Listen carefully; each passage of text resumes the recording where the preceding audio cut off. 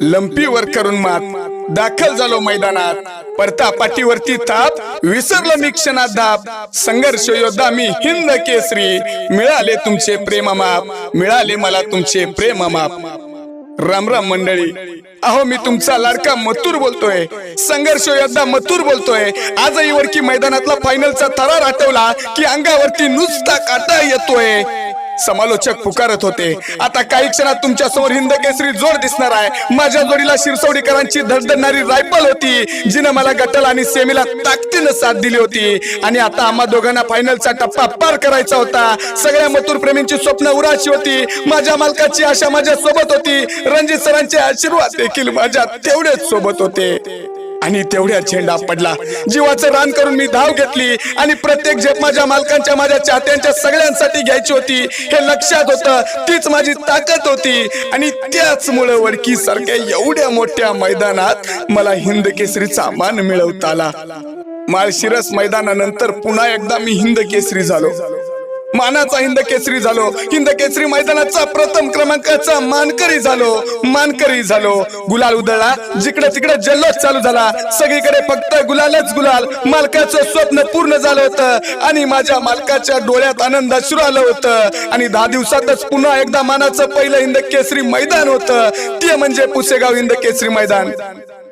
मन मनात ठरवलं होतं, माझ्या मालकाचं चाहत्यांचं स्वप्न पुसेगाव मध्ये देखील पूर्ण करायचं, जीवाची बाजी पुरी लावायची। पण मालकाच्या आणि चाहत्यांच्या अंगावर मानाचा हिंद केसरीचा गुलाल मला टाकायचा होता।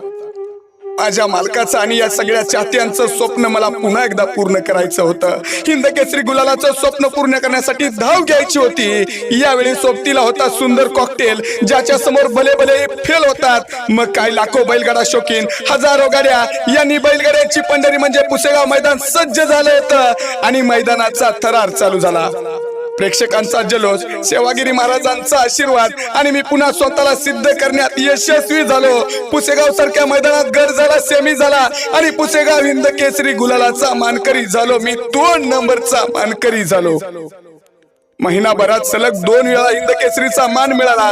खरं तर 3रा हिंद केसरीचा गुलाल माझ्या अंगावर पडला होता आणि हे सगळं मिळवल्यानंतर माझ्या मालकाच्या, माझ्या राहुलबाईंच्या डोळ्यात आलेलं पाणी बघितल्यावर समाधान वाटलं, कारण त्यांनी मला जीवाच्या तुकड्याप्रमाणे माझा सांभाळ केलाय। अहो 2 महिन्यापूर्वी जेव्हा लंपी सारखा आजार मला पिलगला होता, मी खरंच कचलो होतो, पण राहुलबाई आणि माझ्या सोबत असलेल्या प्रत्येकाने माझी जीवापार काळजी घेतली आणि मी पुन्हा एकदा जिंकण्याच्या आशेने आजारावर मात केली।